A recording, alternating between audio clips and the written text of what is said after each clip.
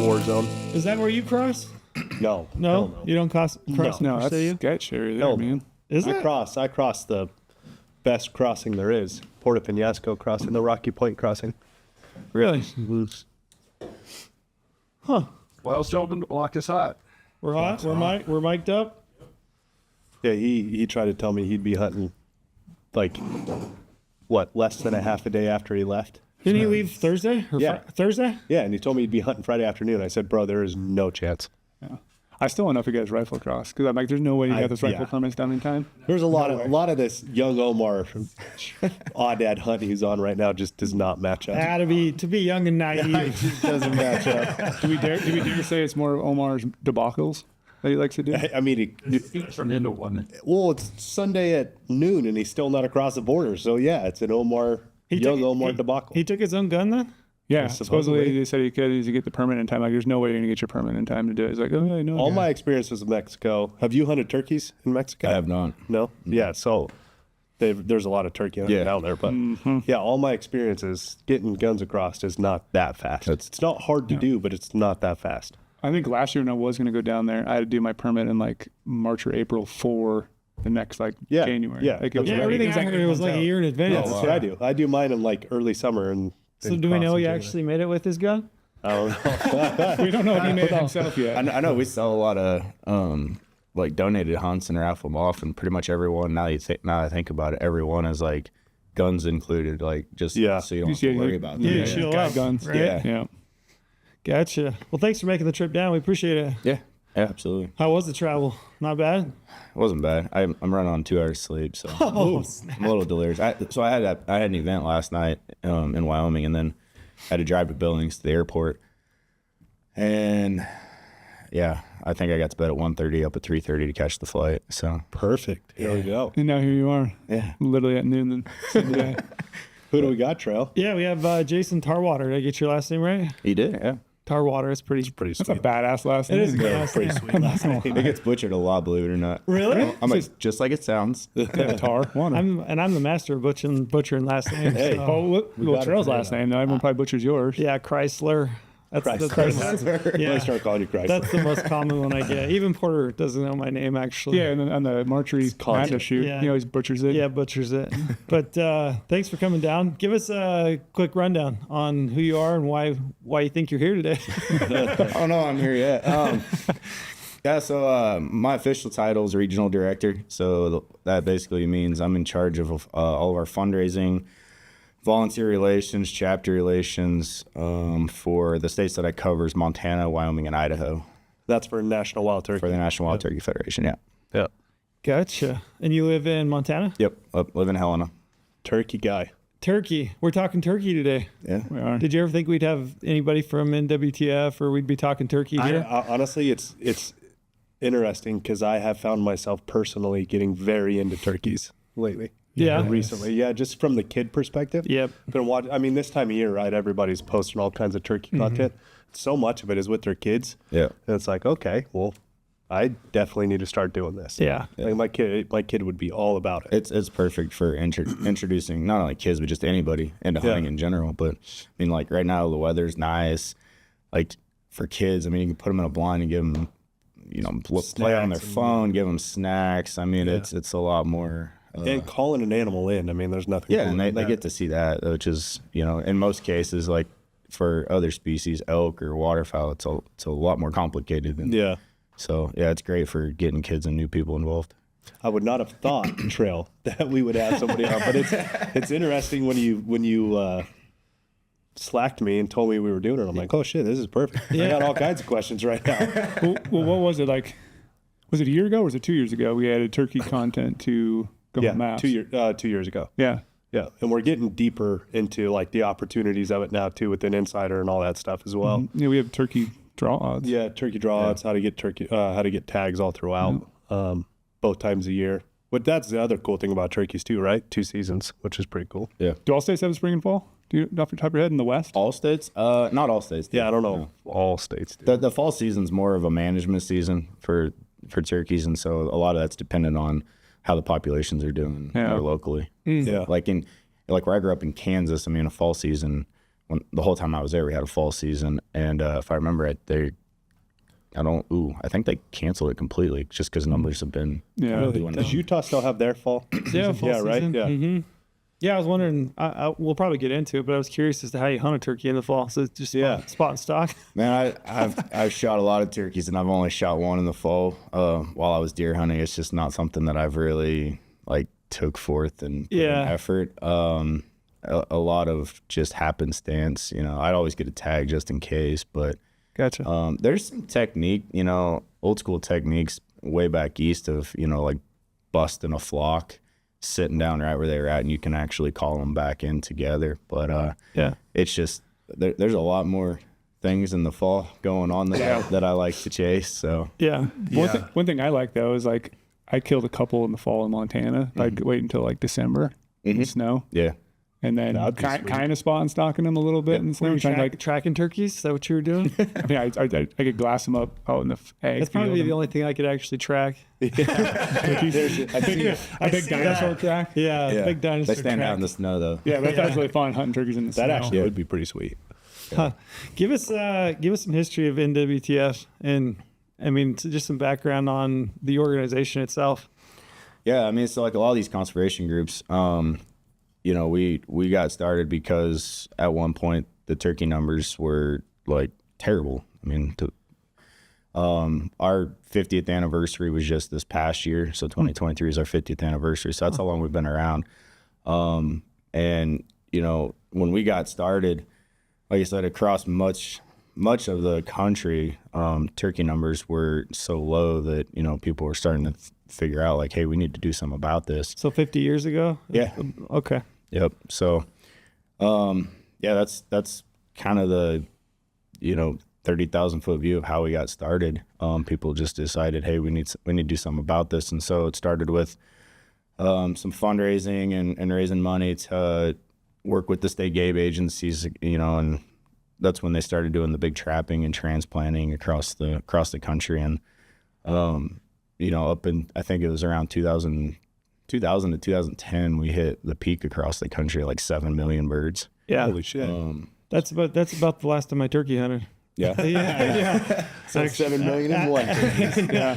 Actually, yeah. In Utah, we started seeing turkey numbers, like real turkey numbers. And you could draw a tag, and they had a season that started in March. And maybe we'll get into it, but it seemed like they were a lot more easier to hunt.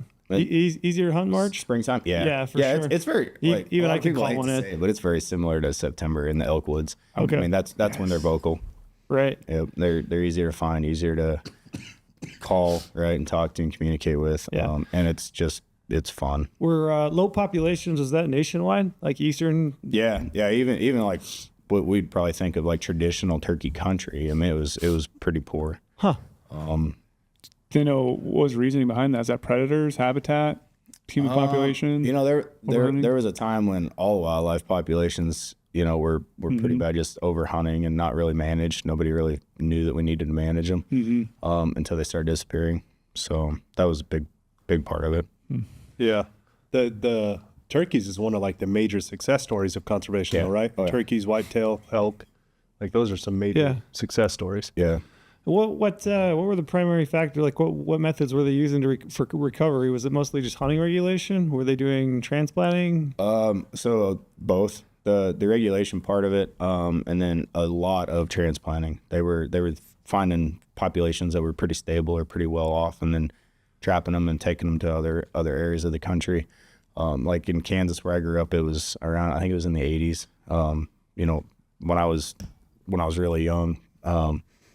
But they were, even at that point, they were still moving birds around and putting them different places. Mm-hmm. So, I mean, it's not necessarily, I mean, some of it's still fairly new. I mean, out here in the West, I mean, like you just mentioned, we, like the turkey hunting and turkey numbers, I mean, a lot of it's still new to a lot of people out here. I mean, our numbers are still increasing from a lot of the initial, conservation work that we've done. Seems like in Utah, at least, we had a boom, like 2010, right? Mm-hmm. Right around that neighborhood. And then it feels like since then, at least to me, it seems like the population has kind of dipped again. What what causes that? Like with turkeys, what is the biggest influx of growth and then decline? Are they prone to weather? Are they prone to predation? I mean, what? Out here, a lot of it's weather. A lot of it's weather. Makes driven. sense. I mean, turkeys aren't to a lot of the western states, other than like the Southwest. Turkeys aren't native birds to like Montana, Wyoming, Idaho. They're not native. Correct. Really? Yeah. So back in the like transplanting days, one of the initial goals was to recover populations in their original habitats in their original areas. And then they started moving birds to other areas. Just, hey, maybe they'll take off. Like central Montana, Lewistown area. Yep. A lot of people are familiar with that. Was like where the first release in Montana was. That was where the first turkeys touched the ground in Montana. Do you guys get kickback from antis that they're non-native? Not really. Really? Yeah. I haven't heard. Have you heard? No. I've never heard any of that either. No. I don't even know if I want to say it, but I don't know if I want to put that under the ethos, but I've never heard one time somebody talking about that. it is interesting. It is, though. Because I know mountain Very goats, interesting. like if you put a mountain goat on a mountain yeah. range, they make the claim that there's never been a mountain goat there. Boy, howdy. Yeah. It's a Here big we deal. go. Yeah, here we go. Yeah, it's interesting. I mean, I'm sure there's people, obviously people know about it, and, they may think that in the back of their head, but I mean, really, they're not detrimental to, for the most part, they're not really detrimental to much other than like maybe haystacks, from Yeah. from a agriculture in the wintertime when they're trying to survive. But Yeah. It's kind of like pheasants, though. In South Dakota, North Dakota, they're not native to the United States at all. I saw a pheasant. Yeah, I thought it was a yesterday. Chinese bird. And it's a state bird. Aren't but they it's a not Chinese native. bird? State bird, but it's not Yeah, native. You guys want to get into this? Yeah, we're Start talking about the Chinese bird? We just got flagged on the podcast. We're talking about stuff we're not supposed just to. giving lots of ammo. Yeah. What does turkey habitat look like? I mean, and maybe run us through different species of turkeys, because you got them throughout. You got different subspecies, right? yeah, What? Yeah. Go run us through species and habitat. How about you guys want to hear how good I am at turkeys now? Yeah, I do. Okay. Have you So- killed a turkey? No. You never killed a turkey. You never hunted a really? turkey? Never. But Oh, the man. turkey slam. The Okay. golds, Miriam's, Eastern, Oscillated, Osceola, and I'm missing one. Miriam. Did I say Miriam? he said Miriam's. Yeah, you said it. Am I missing one? I'm missing one. There's 6. Rio. Yeah. Rio. Oh yeah. I was so close. You're close. I got Yeah, a turkey friend who I've been picking his brain quite a bit. That's the World Slam. So there's a Grand Slam, which is just the Osceola, the Eastern, the Rio, the Miriam's, and then you add Grand Slam to Royal Slam. That's when you add the Goulds, Okay. and then the World Slam you add the Oscillated. Oscillated, Yeah, the got it. blue-headed one. Yeah, I call it the Peacock. Yeah, the Yeah, peacock it turkey. definitely looks like a peacock. Yeah. Yeah. And that sounds like more of a peacock than a turkey, but Yeah. Where are they native to? Yucatan. Yeah, Yucatan. Okay. But Only in South- supposedly, so they used to drum them and then shoot them out of the roost. This is coming from my good turkey friend, who I've been picking his brain like crazy. But apparently they figured out how to decoy them now. So the hunts down there have gotten like really cool. Interesting. Because Wow. usually before, I guess you would just kind of like trek through the jungle and drum them and get one to drum back in the roost, and then you'd shoot them out of the roost. Now they're actually getting them to come down and decoy. Interesting. Be pretty badass. Go And kill one of those. Gould's native to where? Southern Arizona? Far southwest United States, and then Mexico right across the border. Okay. There's majority of populations in Mexico. Okay. Commonalities between habitat? I mean, what does the turkey need to get by? And that depends on where they're at. I mean, there's healthy turkey populations in good Western Ponderosa pine that a lot of us are familiar with. Like that's Miriam's country, right? The Eastern is probably more associated with like your big hardwoods, farm ground, cattle pastures. Basically from like that Eastern Kansas, Eastern Nebraska, east that type of country. I mean, they do need diversity. They need good nesting habitat, but also brooder and habitat for the poults when they hatch out. And then obviously food. Winter food is key. A lot of the farm country, that's why those numbers are like you'll see winter flocks of 200 or 300 at a time in Kansas, Nebraska, and the Midwest. And I mean, they've got the ag ground to survive all winter off of. And like we're talking about, like kind of out in our country, Montana area, Wyoming, that's a big limiting factor is getting these birds through the winter. And so, I made the joke about the haystacks, but legitimately there's flocks. That's how they get by, is living off of, Farmer John's haystacks. And we just hope that they are okay with it and understand it. Because that's when we do get some complaints, us and the state agencies. Because they can do a number to them. I mean, if that's their only food source all winter and you got a flock of 200 or 300 birds every day having to eat. Yeah. What's a turkey eat? I don't even know. A lot of It's actually a really good question. When Lane pitched us on having somebody from the Turkey Federation come on to the podcast, and then we had a little meeting about it last week, he was like, "You guys ready for the podcast?" And I was like, "Well, yeah. I mean, this one should be pretty easy because I generally don't know shit. So if I have somebody that knows turkeys and I can just sit and pepper them with questions, it should go pretty easy." But I mean, most of what you would think, seeds and nuts, like I said, in ag country, a lot of corn, leftover corn, things like that, but grasshoppers, crickets, any bugs that they can get a hold of, like pine nuts kind of in our part of the world. And then, they'll pick through cow shit. They'll pick through haystacks. I mean, they'll scavenge when they have to. Yeah. Or they're just eating grubs and stuff out of a haystack? Or waste grain, grubs. Yeah. A lot of the haystacks, the grasses still have the seeds on the heads. So they'll pick through that too. Gotcha. What, so in terms of National Wild Turkey Federation and habitat, I mean, what kind of work is the Turkey Federation doing for habitat? Like, where do those meet? Does that make sense? Does the question make sense? Yeah. I mean, if you look across the country, right, that's going to be differ. What kind of habitat work that we're doing. But one thing that we have done is the last few years, we have looked more like landscape level habitat projects instead of we kind of had this shotgun approach at one point of like, just throw some money here and there and all these little projects that the state agencies and federal agencies, need help with. And we've got like these big initiatives now that are landscape level, watershed wide, statewide. We're kind of looking at like, how can we make a much bigger impact? When you look at like in the Western states, a lot of that habitat work, honestly, is timber management. It's a lot of thinning, prescribed fire. It's a lot of, we do a lot of we call it the WUI work, wildland urban interface. Wildland urban interface. Look at you. Oh yeah, I remember a few of those acronyms from my days at the state. We do a lot of work around that because, I mean, when you look at like our public land system, I mean, you could drive yourself crazy trying to figure out where you want to start working at. So I mean, it makes sense to work at least around where like residential areas start. And like I'm more familiar with like Montana, for instance, because I live there. We do get a lot of birds that like to make home on people's yards, and I call them yard birds. They drive me nuts in the spring when I can't shoot them.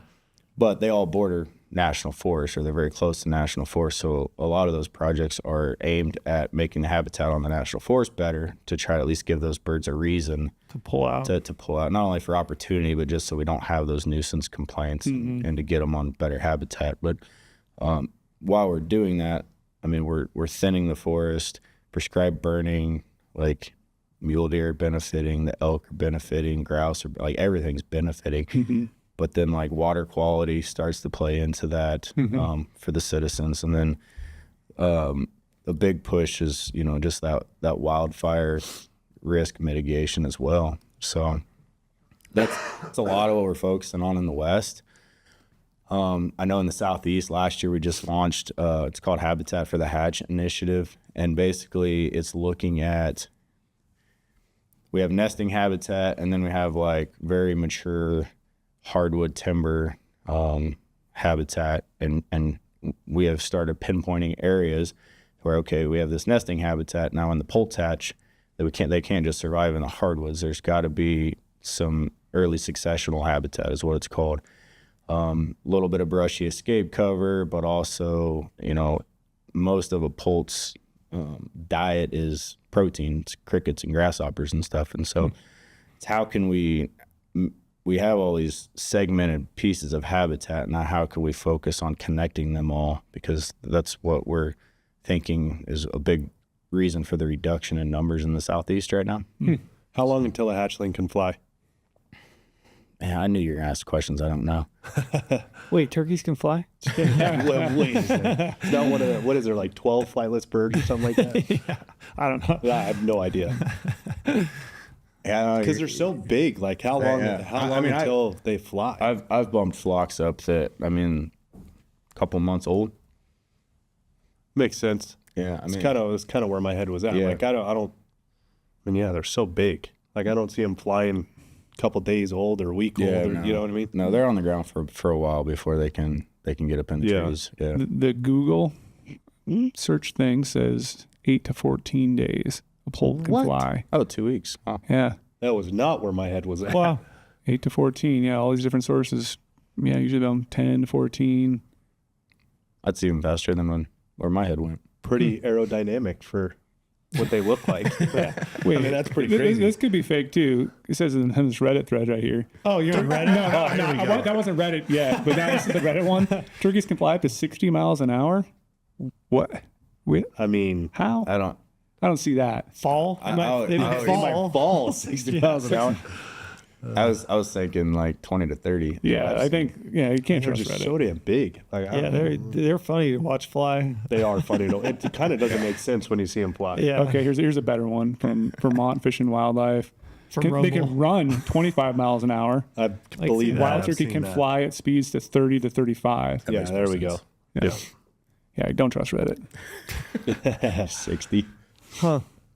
What's the kind of the life history of a turkey in terms of like mating season? We already talked a little bit. Yeah. You said they mate March. Is it regional? It's very regional. Like right now in the far southeast, that's happening right now. I mean, the seasons in Florida and like Mississippi and some of those southern states have already opened up.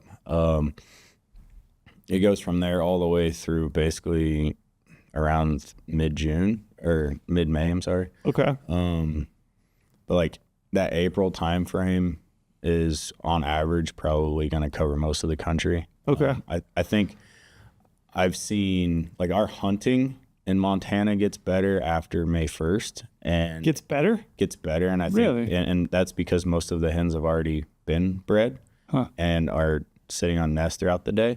So if you think about like the tail end of peak rut, now the males are very desperate looking for whatever they Is can left. find is left that hasn't been bred. So like I always tell people, I get calls all the time wanting to come to Montana or Wyoming or the West to hunt. And I always say, wait till after May. For one, the weather's better. I mean, because we could get hit with a snowstorm in late Yeah. April. But they're way more responsive to calls throughout May. I've had some of my better hunts like towards right at the end of the season. Damn. That's not what I thought you would have said. Yeah. Okay. That's a good little That's- tidbit right there, though. Yeah, not been my experience. I don't know if it's just because I'm I might just be a bad turkey hunter. We don't know how to hunt it. Was the first Yeah. problem. Yeah, I don't even get to. I think I shot 7 birds last year, and my first one was May 3rd. I think it was last year. 7? Holy shit. It's crazy. Every time I've hunted turkeys, I've always been like opening weekend, like April 15th. Yeah. So Yeah. I lived right there, though, so I'm scouting them out all the time. When I lived in Montana, Yeah, knew and- exactly where they're going to be. and- They were still responsive in the sense, but Yep. they were, like you said, kind of like yard birds, Yeah. mountain birds in the ponderosas. But then, like, when I go to Utah, I get that limit entry tag in April. It's such a bomber hunt. And then I go into May as the general hunt. I kill birds in May. And some of the birds I have killed, well, they respond right away and they come right in. But then other times I'm just struggling in May. I don't know why. That's what Maybe my it's because I'm experience has sucking been. too. Yeah, back when they had a March season, it seemed really easy. Yeah. There's probably two things going on. There's probably also that Regional. I think what happened is we had a lot of turkeys back when I was turkey hunting a little bit, and taking my nephews out. But it seemed like maybe they hadn't been hunted really, so maybe they were dumb, like a little bit. There's some a little of that, bit on education there going on, and then maybe progressively, the more we've hunted them over the last decade and a half, that they've gotten Figured wiser it to out. calls, and so maybe they're just tougher to hunt. But it did seem like those early hunts were a lot easier. I thought that's what you were going to say. I thought you were going to say like March, April, and then it got tougher in May. So that's interesting. I mean, there's some tactics early season. What happens early season? A lot of times those toms they still got their big groups of hens with them, so it's like a herd bull. They're hard to pull off, right?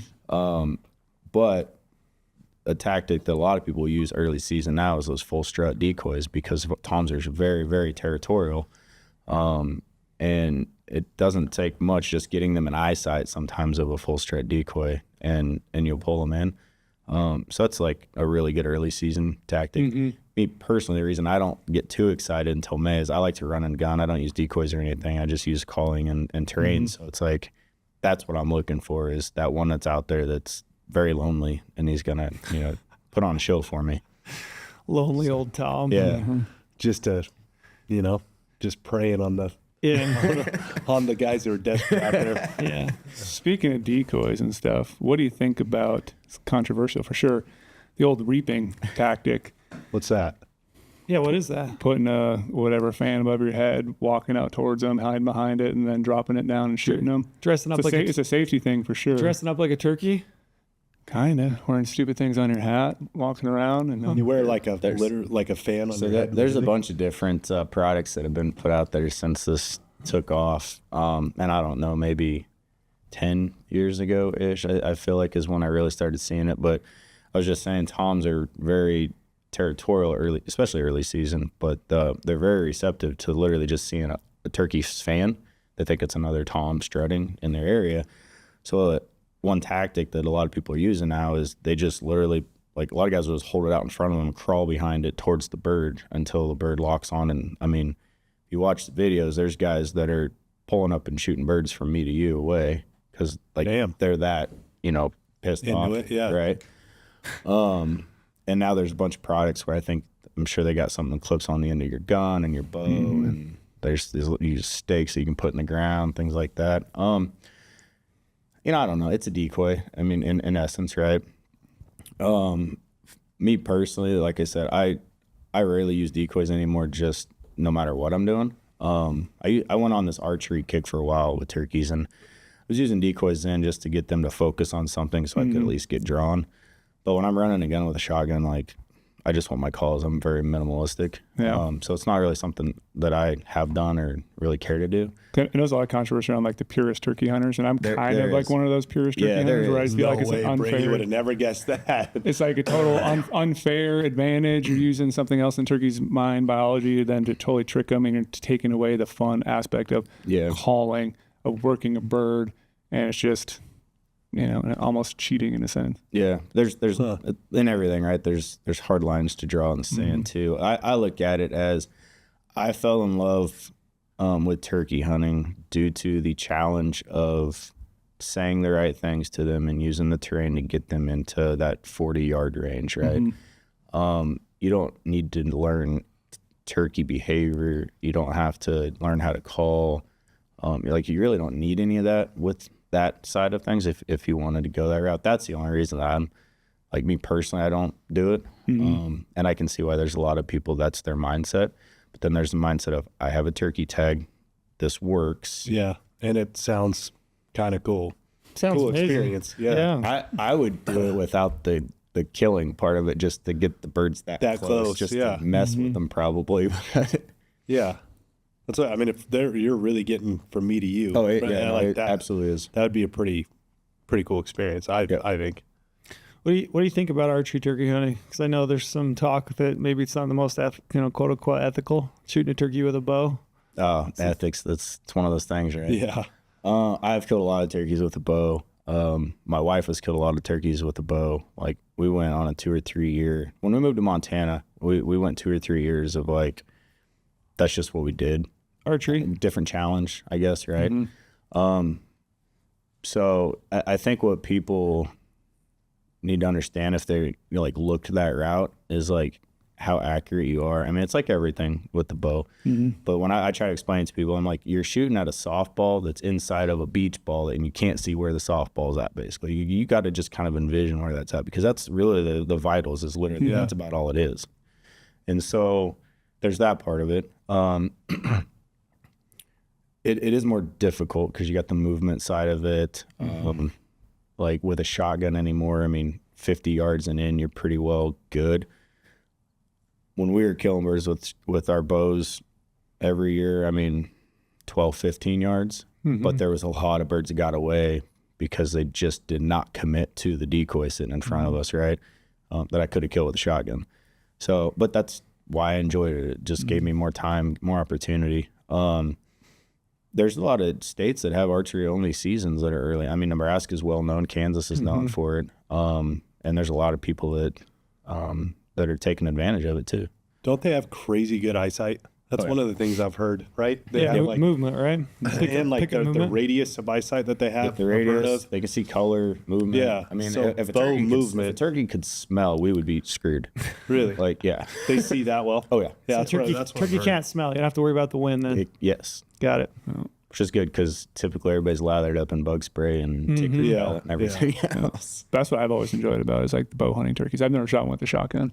I've maybe killed 10 plus, never shot one with a shotgun. I could have killed a shit ton of them if I had a shotgun in my hand. But like I said, it's that fun side of it. It's like working a bird. Are they and that close. noticable to the movement? Like when you're drawing? Yeah, around? drawing Really? back, yeah. It's that bad? Yeah, even and sometimes like when I do it in the Ponderosa stuff, like either, Arizona, Utah, it's like I don't have decoys because I am just running around, sitting down, calling. And that's trying to get with one bow, man. That's so much harder because I've killed a few without decoys or anything like that with my bow, and it's like turkeys don't hang out very long when they come to a call and they realize something should be here and there's not. It's not. Yeah. And so that's why we like typically when we were doing it with at least a hen decoy, just something to get them focused on something. But yeah, it's a task. So when you say shoot one with a bow, you're shooting a softball inside of a beach ball that you can't see the softball, right? Yeah. What are you aiming for? What are you looking for? You got any tips or tricks for guys that are wanting to bow hunt? So yeah, like if you picture like a turkey broadside, Yeah. right? Whether it's strutting or whether it's just standing there, there's a couple different ways that I've looked at it. I don't know. There might be guys with better ways to do it, but their wings almost form like a triangle, like right where they attach. There's the point. You're talking the base of the wing? Base of the wing, yep.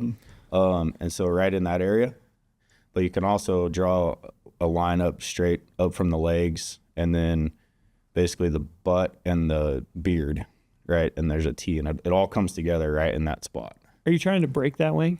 I'm not necessarily trying to, it helps Okay. because, I mean, turkeys can fly even when they're injured, right? And get away very fast. Their feathers will basically stop you from following any blood. It soaks up all the blood.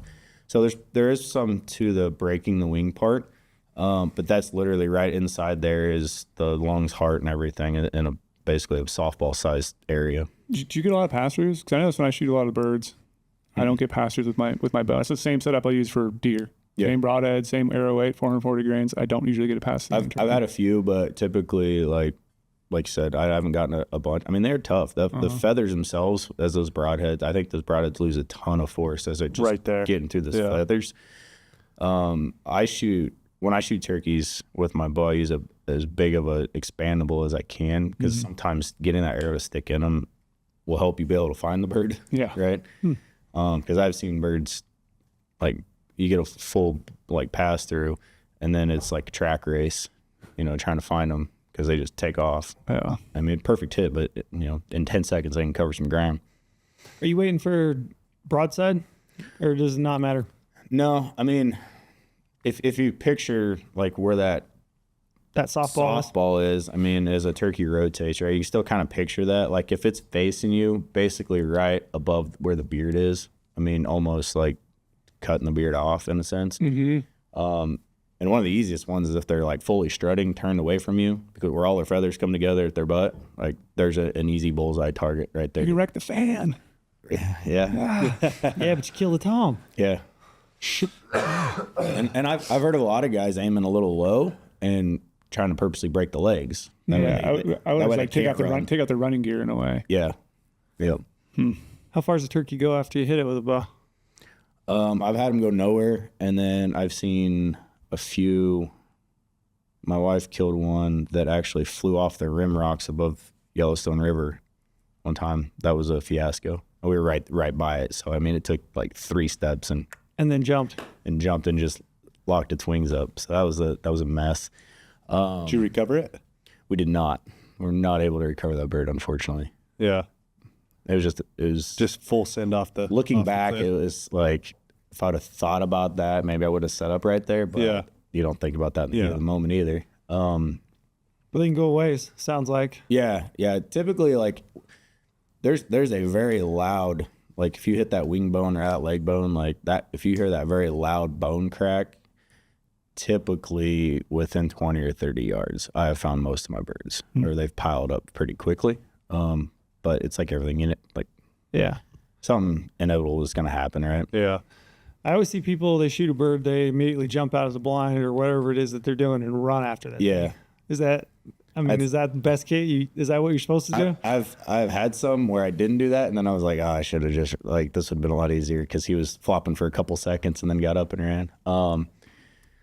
I typically don't do that, like, unless on the shot you can tell, like, Yeah. and I need to, like, visually see where this thing's going. Gotcha. But that's for the most part, like with a shotgun and stuff. I mean, it's you pretty well done. know if you whack them pretty good. Yeah.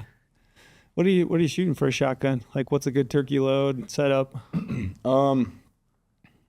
Man, we've went down to 20 gauges over the last couple of years with the technology and the shells and like TSS loads and tungsten and choke tubes, like Yeah. mainly because our 20 gauges are lighter to carry around all day. Yeah. Right. And like I said, my wife actually, she still shoots she's got a Beretta 12 gauge, and I think last year she shot all her birds with that. So it's like everything, whatever you're comfortable with. I mean, Yeah. the biggest thing is patterning shotguns. You know, I've made that mistake before of, hey, I'm not going to shoot a bird unless he's within 30, 35. Like, I'll just, here's my choke tube. I don't need to shoot it, right? Mm-hmm. And then you shoot and you're like, whoa, what just happened? Mm-hmm. And I think I've done that twice, and I have to shoot again to kill a bird. And then you go pattern the gun and you're like, whoa, this is like, my pattern's all over the place. Like, I didn't expect that. So there's something to finding that right choke tube and shell combination. That's what mainly is shells, choke tube combo. Forget what works for your gun. Yeah, and waterfowl's the same way. Oh yeah. Like back in my waterfowl days, I mean, it was all about that. Would you pattern a waterfowl gun? Absolutely. Yep. Never patterned a waterfowl. Depending on what the shoot was, if it was big open water, or if it was, dry fields or whatever it was, or you're shooting geese, or shooting small birds, whatever it was, like, it was very important to have the right choke tube and load in there. Yeah, and I've seen, I haven't had this happen, but I've seen where, for whatever reason, a gun with the specific tube and load will shoot off one side, or like high right or low left, or and so, like, you either need to correct that or at least know, right? So Yeah. Take us through. I'm curious as to what other gear a turkey hunter needs, and specific to calling, because I mean that's the magic, right? Yeah. Just being able to call turkeys. Yeah. Do you like a diaphragm call, mouth call? Do you like slate? I mean, to take us through some of the equipment that you think every turkey hunter should have or needs to have. I mean, like, a box call is like a really go-to, especially beginner call. It's just very easy to operate and usually sounds good enough to kill birds. They take up space. Yeah. So I usually don't have a box call with me, but I've been turkey hunting a long time too. My personal preference is I carry 2 or 3 mouth calls, 1 or 2 slate calls. Okay. Like, that's all I carry. I know guys that have like 10 mouth calls and 4 or 5 slate calls and a box call or 2, and those decorative wing bone calls that you see guys make, they'll have that.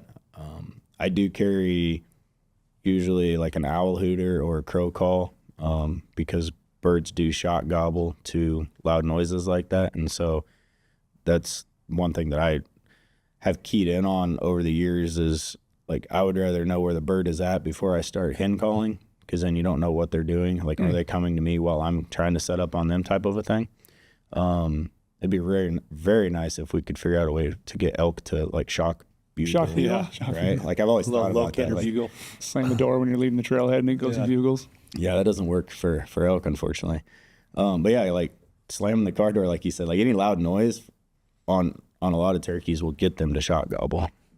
Really? Yeah. And there's never been science behind it. Like, I used to hunt next to a place that had peacocks, and when those peacocks would scream, turkeys would gobble if they were close by. Like, it's just, I don't know if they're just so amped up at a certain time. Like I always have tried to associate to like closing time at the bar, and you got that one guy that's like just amped up, ready to just ready to fight, you know, and it doesn't take anything to set him off. Like that's how I've always looked at it. Yeah. But yeah, so I run a couple different slate calls, or got a glass. They're pot calls, a slate call and a glass call.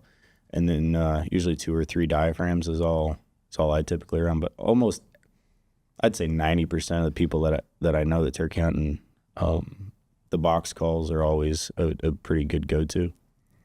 Another aspect of turkey hunting I love, again, because I'm like a purist person, but I do love custom calls. Oh yeah, just all the designs, the different things I can do to it. You should go to at our national convention. I don't know if you've ever seen the photos or any of the videos. Yeah. We have a custom call like competition portion, hundreds and hundreds of calls, and they are they're working calls, and you look up at pictures of those things, and I don't know how they make them working, but they're elaborate pieces of art. Yeah, Really? Like it is absolutely incredible. That's cool. Yeah, That's really cool, actually. one of my first Merriams I killed. I always save the feathers off turkeys because I think they're gorgeous. Mm-hmm. I sent the feather to a guy, and he put it in one of my glass calls, like on the bottom of the glass. Very and like, cool. I'll show that stuff. Like, just love that.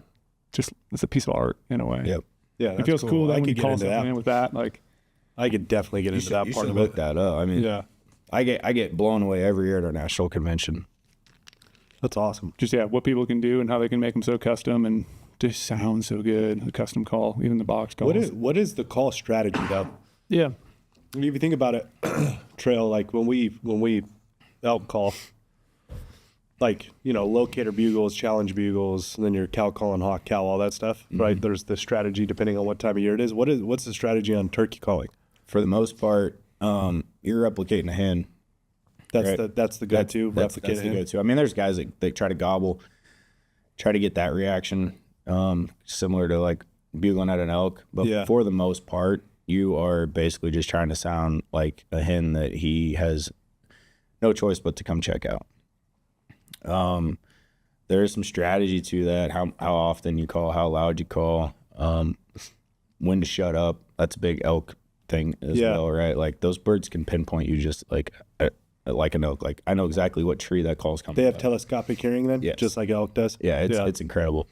So I've killed a lot of birds by locating them, figuring out a good place to set up where I've got like whether it's shadows or background behind me, that sort of thing. Run us through, if you would, like take us through a whole scenario. Like, Oh, boy, okay. if you can. Yeah. I'm curious. Like, Set up in the morning. Yeah, somebody's never turkey hunted before. Yeah. Like, what are you doing? Are you scouting? And then, you know, how are you setting up? What are you doing? Yeah. So biggest thing obviously is finding birds, right? And the good thing about birds on the roost is they like to gobble in the mornings a lot before they fly down for the day. But they also will gobble in the evenings when they fly up to the trees. And so if you can find a high point in the evenings to where you think there's turkeys in the area and listen, and this is where like your crow call, your owl hoot, something like that come into play, slam the car door, car horn, anything. You can get a pretty good location of where that bird is at in the evening, and like they're going to be there in the morning. They don't move around at night. When you're talking about evening, are we talking about right at sunset? Yeah. Or first hour after sunset? Right at sunset, and then I haven't got them to gobble too late at I've night. never been able to do it either, like too late in the evening. No. So like twilight, like that gray light is the best time. Yeah, I mean they pretty much fly up right around that shooting light time frame. Yeah. They don't gobble nearly as much in the evening, but a lot of times you can at least get 1 or 2 gobbles out of a bird. And they won't move during the night. They'll be up there. They'll the entire tree night. hop a little bit, but I mean they'll be right there. yeah. So you're getting some elevation in the evening, that time frame, and Yeah, you're you just need to be able to hear, right? okay. That's the big thing is getting to a high point where you can hear as much as you can. And if you can locate them in the evening, I mean that's a head start. Because now in the morning you already know where you're going. But if you don't locate them in the evening, my typical mornings start out the same way, getting to high points and listening. Looks like road bugling in the in September. You just drive the roads, get to high points and listen, try to get something to sound off. And then once you find one, then obviously the hunt starts. It's like a lot of things, getting as close as you can without any interaction. In the is- dark? Yeah. Yeah. If you know where they're at, or if you can locate one before it gets too light, yeah, I mean, use that darkness to your advantage. And how close you trying to get to a roost tree?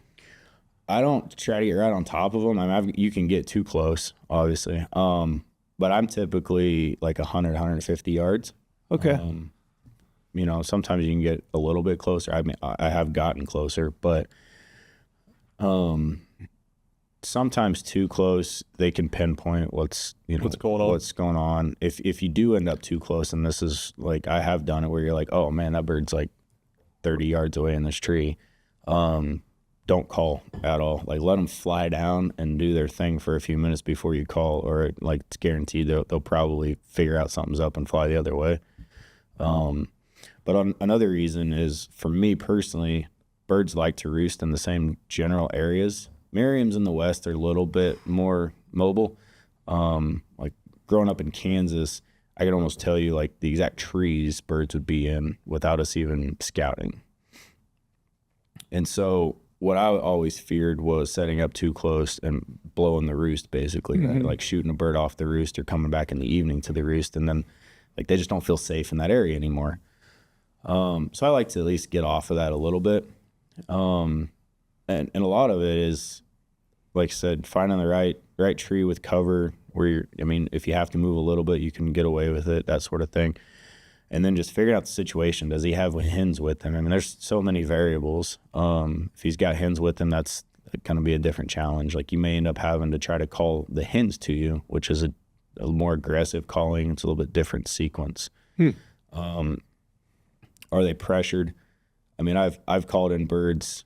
I called in a bird for a buddy down in New Mexico that it was late season. These birds were pressured, we could tell. And I called very subtly to this bird until he responded on the tree 2 or 3 times, and then I completely nothing else. And I was set up about 200 yards from the bird, and my buddy was 100 yards from the bird.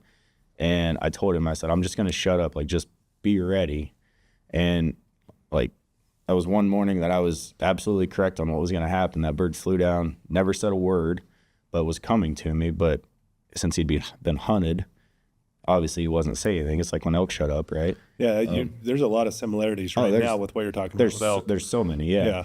Pulled him right past the gun. Now, if it would have been early mid-season and that bird was all by himself, hadn't been hunted much, I mean, I probably could have made a show out of it, and seeing how many times I could get him to gobble before he comes in. Yeah. So, but it's like if a herd bull's locked onto a bunch of cows, just call in the cows at that point. Yeah. Bunch of lost cow calls and try to get the cows to run in, and hopefully the bull follows. It's kind of the same situation. And the first bird I killed last year, I'd seen him. He was out in a pasture with, I think there was 3 hens. And he was answering my calls, but like I could see him and the hens, and I was like, I know how this is gonna go. So I snuck as much as I could on him. And every time the hens were talkative a little bit, and like you can tick off a hen it's fun to do. But like if whatever they do, whatever sound they make, just mimic it and then start cutting them off with it. And if you get a hen triggered, like she'll let you know. But same thing, she'll come in like... A lot of human comparison. This is true. Yeah. But yeah, and that's all I did is I got that hen all worked up, and then I shut up, and so she came looking like, who's this woman here? Yeah. And pulled him, right past me at 20 yards. So a lot of it's like different situations, right? Just like calling most things. I can imagine it's hard if they shut up, right? So they're gobbling on the roost. Oh yeah. And then fly down and then nothing. Then nothing. Yeah. Then what do you do? Do you sit? Do you give it time to develop, or do you move on? I would typically give it some time, especially if he's answered you on the roost 2 or 3 times, because he knows something's over there, right? Mm-hmm. So I usually try to give it some time. I'm very impatient, and I'm bad about giving it time. I'm like, all right, man, if you're gonna play hard to get, I'm gonna go find something else to play with. Yeah. But yeah, I've killed a lot of birds where you shut up and all right, I'm gonna sit here for 20 minutes, and 15 minutes later, all of a sudden, oh crap, here he comes. Yeah. Yeah. That's probably the hard part is to stay shut up because you want to hear them gobble. Oh, absolutely. That's what I got to do. Elk's the same way. When they shut up, but Yeah. you can like hear sticks breaking and something. You're like, what, you know, like Yeah. what was going on? Is he coming towards me? You don't know what to do, and then you hold tight, and the next thing you know, here he's coming in. He's just being quiet. Yeah. Yeah, that's like my wife and I, our favorite saying is, well, he's either coming or going, because like you can tell, okay, he shut up. He hasn't answered me in 2 or 3 times. So he's moving somewhere. So he's either on a path right to us, or Hen's taking him away. We didn't know that she was there, or he just knows, you know, he knows the ball game. So let me get this straight, just for my own good here, because I want to take my kid out at some point and do this. So either find him at night or in the morning, and if you do, set up about 150 yards away. So you're calling before it gets light. You're making a little bit of calls before it gets light. If I know they're there, I try to wait until they at least gobble once or twice on And the then roost. you call. And So then, let them go first. And then the thing about it is like calls when the birds are still in the tree are way different than when they get on the ground. It's very, very subtle, light yelps, like super light. Just I always like start so light that I don't think they can hear me, and I'll get a little bit louder and a little until he answers me, maybe twice, and then typically I'll just shut up. Like he knows I'm here, and then I'll wait for him to fly down, and like the sound of their gobble changes right when they go from up in the tree to down there. So you can typically tell when they fly down, or you can hear them, or if you can see them, right? Yeah. And then that's when it's like, okay, this may take a while because sometimes they have their morning routine. And every few minutes, just a light yelp. Wait it out. If they've got hens with them, that's when it gets really tough because they just may be like in their pattern for the day of I'm just going to follow these hens around. That's why to me I don't like the early season as much because typically they have a big flock of hens with them. But if they are, that's when you mimic the hens, cut them off. Yep. Do that whole thing. If the gobbler's responsive, that's when you're just trying to sweet talk them, just like a bull elk. Yep. Right. Like just okay. Are you using topography to try to predict which direction they're going to go? Oh yeah. So they always like to go above the sound. So that's they always try to get the high ground on you. Like I've noticed that more and more every year. Is so like if a bird's coming in, more than likely like he's gonna try to come in above you, and it's I've noticed this at least in my elk hunting experience too. Like the elk like to do that. I think it's just to get the visual side of things. But yeah, so I've always like when we set up to call, if it's like my wife's got the shotgun, I always like go up a little bit from me because typically they'll try to get elevation on you. Yeah, I mean they do use the topography to their advantage too, right? Are you trying to get to like the ridge line to like bring them to the top of the hill so that they can't get above you? Or they like if there's a ridge line close, like in our country out here, yes, they'll try to get to the top of it. I've seen birds scale some things that I'm like, what are you doing just to get up above me? Yeah. Huh. Roost sites, are they common? They have commonalities between roost sites as well. Like I'm talking primarily out west. Yeah. Are they primarily ridge lines, peaks? I mean, valley bottoms, drainages. In big timber, there's really not a consistent that I've seen anyway. You start getting into more open country than like your creek and river bottom, obviously. Where the like cottonwoods bigger trees are, and that's where you'll find more traditional roost sites. Like when you're chasing them in like ponderosa pine stuff. That's what I was thinking. Yeah, it's so hard. I mean, they could be anywhere. I have found a bird in the morning, chased him almost all day, knew which direction he was going when I left him at like 2 or 3 o'clock in the afternoon, and then the next day, like 2 miles away, I'm pretty sure it's been the same bird. Is in a different tree. Yeah. Like I think some of our Merriams, like they hit the ground and they just go, and it's whatever tree they're next to when they decide to fly up that evening. But like in early season, a lot of the big winter flocks, I feel like it's a little bit different. Like they do like certain areas, but there's not I don't say like consistency really across the board, at least in our country. Right. Pinyon and juniper country, they'll roost in any juniper. I've seen them roost like 8 feet off the ground. Yeah. And yeah. I've see, I think my wife killed that bird. It was a ponderosa pine, I don't know if lightning or fire anyways, it was like a stump 8 feet tall off the ground. I had one limb coming off the top of it. And I was looking across, I heard this bird gobbling in the evening. I was trying to find him in the treetops. Like, where is this thing? And then I looked down and I'm like, he's 8 feet off the ground. I'm like, what is this? Yeah. And maybe that's why we were able to kill him. He just wasn't very smart, but That's the one I'm looking for. I need that one. Yeah. So if a bird, you mentioned earlier that like maybe the hens will take him and they just they kind of they're going their own direction. And I've had this happen where I didn't know what happened to him. Like they just disappeared, gone, didn't hear him gobble, and they just went quiet like an elk will sometimes. Like what's your next step? Are you just cruising country and calling? I mean, where do you go from there? Are you hunting that same bird, trying to catch up to him? if I do, I'll try to find them later in the day.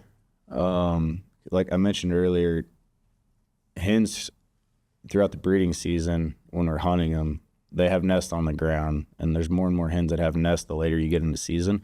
So those hens will fly down and feed for a little bit, peck around, but then they got to go sit on a nest all day. And so what happens is that Tom may have had 6 hens with him to start the morning, but by 11 o'clock in the morning, he may not have any, or he'll have 1. And that's honestly like that 9 a.m. to 2, 3 p.m., that time frame, middle of the day. Like I've probably killed more birds in that time frame than any because of that. That's when they get desperate. Like they don't have those hens all day long for the most part. And so it some of that depends on time of year. If it's early season, more than likely he's going to have those hens most of the day. So, you know, you can try to make loops on them and get in front of them, do that sort of thing, or just try to find another bird and then just take note. Maybe I'll try to find him later in the day. Yeah. One thing I've noticed is like middle of the day, I can hear Tom, you know, gobbling way off in the distance. I try to move in on him, and I swear they always can somehow see me. I'm going through the timber. Like, because you're 8 feet tall. Yeah, I'm 8 feet tall. You're as tall as the trees. Yeah, So one thing I'm talking about like there's a sick nest or a roost tree coming in. Yeah. I'm gonna keep that in all these mind. big like ponderosa pine forests. You know, there's not a lot of cover or whatever to move around in. So like, how do you know when to stop and when you're getting too close in that sense? Because sometimes I'm like, I think I hear him. I think he sounds close, but maybe he sounds far away based on the terrain. And I just keep working. All of a sudden, I don't hear anything anymore. And I'm like, oh yeah, he probably saw me and ran away. Probably did, because I think that same way, and that happens to me all the time, is you just push it too far. Push too far, yeah. Yeah, and it is so hard, especially like in our country when, you know, we've got a lot of Merriam's blood. A Merriam's Tom will sound like, the gobble will sound like an Eastern Jake. Like there's just not much behind it. And Not a lot of testosterone. But exactly. sad. yeah. You know? And I've called in birds before in Montana, and I'm like, man, I'm pretty sure this is a Jake. Like here, but you never know. And sure enough, it's got a full fan. It's an adult bird. And so, but then I've called in birds that were Jakes, and I was like, I did not think that was a Jake coming. So that's really difficult, especially with the topography that we hunt in. Like you talking about these, you know, rolling ponderosa pine forests. So I have done that a bunch, and then like well-managed ponderosa pines are pretty open. And so, yeah, that's the big challenge is where's that line? How far can I go to him before it's too far? So I sit down, and it's like you start calling, and they're calling over there. They're making no movement towards you, and I'm like, gosh dang, I gotta go closer, and I go closer and closer. Yeah, nothing. Like shit. Wreck that one. Two things happen. One, either they've seen you, or 2, he has hens with him, and they just took him the other way. Yeah. Yeah. That's why I like midday, later season, because you don't have to battle so many hens. And I'm always hunting early, like right away during round opener. How far away? What do they do during the day? Like what's a turkey? They fly down. They got hens. Are they feeding all day? And I would assume once those hens are sitting eggs, they're going to a nest and they're sitting eggs. Yep. What's a Tom doing all day? Does he bed up? Does he roam around all day? I think it's the personality of the individual bird, because I've seen Toms that like they'll stay. They do like to get on high points that are kind of open. I mean, and they will sit there and strut all day, gobble occasionally. Like anybody that can hear me, I'm right here. You know, come join me. But then I've seen Toms that literally are like cross country runners for the day, and they just take off. I mean, I don't want that, Tom. They'll cover 2, 3, 4 miles in a day, just, you know, cruising really. and they might gobble a couple times when they get to high points just to try to locate a hen. But yeah, it's very dependent on like where you're at, what the terrain's like, and then just the individual bird. And once those hens are sitting nests, you'd assume that they're probably not far from their roost tree, right? Yeah, for the most part, yeah. And then, but a Tom, he'll hit the ground, maybe check on them, and then just cruise looking for other hens. Yep. And he may not end up roosting back there with them that night or not, right? Yeah, I think some of that depends on like if most of those hens in that general area have been bred and are sitting on nests. I can only imagine he's probably like, I'm going to go somewhere else now. Yeah. So out west, most of those hens you think would have been bred by when? May, middle of May? Oh, definitely, yeah. Oh, okay. I think our peak breeding is more towards like that third week of April. Okay. And so that's why I always try to, target after that. Mm-hmm. But yeah, typically by then. Now, not all hens have been bred by then, right? There's still some out there, or nests will get raided or whatever, something, Mother Nature happens. And then... will they second cycle? They will second cycle, yeah. Yeah, they'll re-nest. Do they double clutch? Will they do two clutches in a season?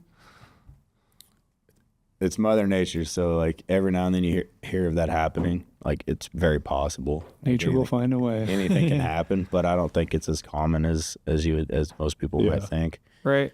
And typically the later in the year that they nest, the less successful those nests are, just because there's more predators on the landscape. The warmer it gets, there's more things coming out of hibernation. There's the fur-bearing predators, now they're young, are getting bigger and eating more and more throughout May, June, July. So that's why you see actually a lot of another reason why I see a lot of states making their season dates later and later. Mm-hmm. There's a lot of states that, like I said, mid-March, first part of April.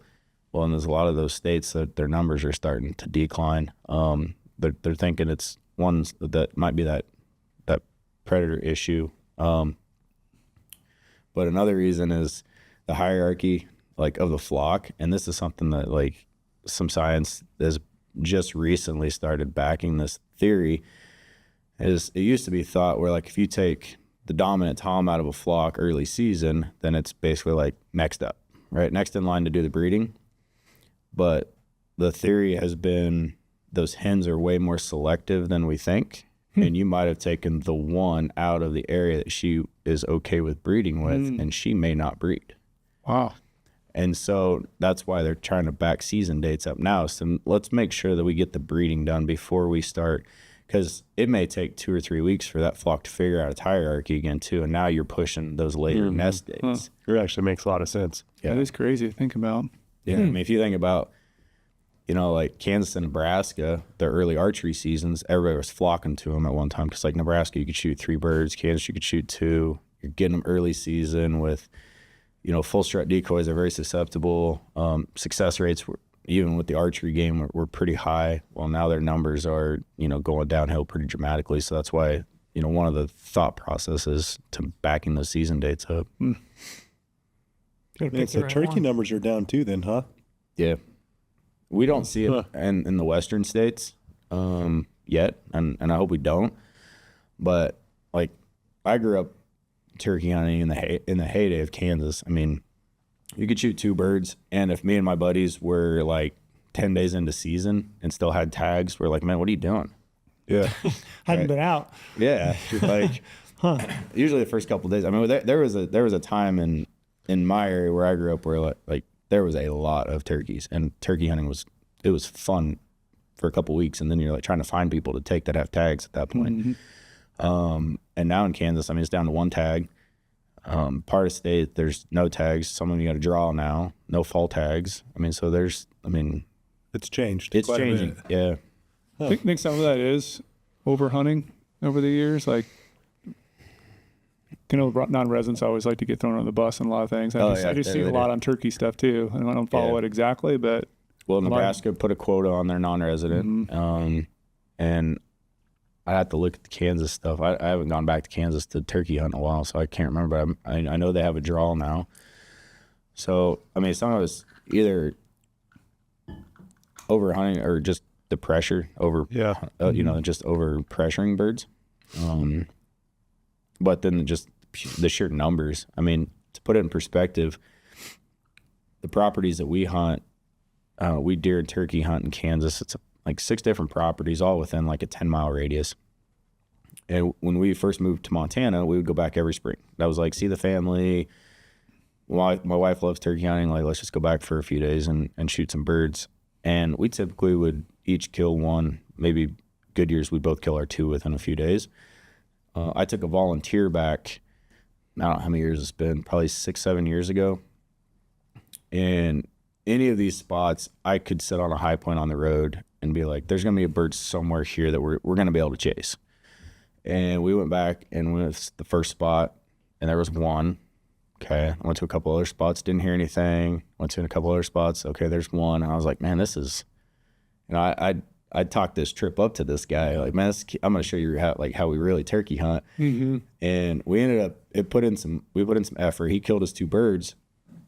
And it was just in the back of my head of like, man, that shouldn't have been that hard. Mm-hmm. I went back the following year, and this was the last year I was back. I went to every single one of those properties, and I did not hear a gobble on any of them. One of them had like 5 hens on it. I was like, there's got to be a tom around here somewhere. And the next morning, like, I knew where the hens were at. There was no tom. I ended up going to one of the local WMAs, and I went to it particularly because I used to manage it, so I know it very well. And I ended up killing my bird on that. So I went from private to public to get to some better turkey hunting. So it's crazy. Yeah. And I haven't been back since. I think the last couple of years, at least in that area, it seems like has been on the uphill. But it's still definitely not nearly what it used to be. What's the number 1 predator of turkey? Depends. Raven. But it's like, yeah, time of year can play a big thing, but I mean, if you want, so humans are big if you look at like the habitat side of things, right? Like destroying habitat, giving them less places to live. Like actual physical predator, I mean, like the nest raiders, the fur bearers can be pretty hard on them in certain places. You know, I've seen videos of coyotes chasing turkeys and killing turkeys. Avian predators, actually, your owls and your hawks, especially when the birds are roosted in the tree. Eagles. I mean, I don't know if there's like a number 1 across the board, but a little bit of all of that. For eggs, we talking like coons, fox? Yeah, skunks. Skunks, really? Yeah. You would think the expansion of those animals has probably been tough on turkeys. Because, I mean, you've got... I don't ever remember as a kid seeing raccoons in my area, but now they're everywhere. I see them, I see them hit on the highway all the time, like all over. I mean, Cedar City, all along Severe River, just see dead raccoon. Never used to see and I them there. never saw one as a kid. Are there? I think in some areas, like the boom of turkey numbers might have also helped the predator numbers, and now the turkey numbers are coming down. We're seeing the predators just maybe haven't had that same effect. But predators also are, I mean, they can survive a lot easier in different places too. Yeah, same thing. Red foxes, ravens, see them all over. I mean, I don't know. And a lot of that, we didn't have a lot of predators when I was a kid. I'm probably dating myself, but it seemed like we were a lot harder on predators back then than we are now.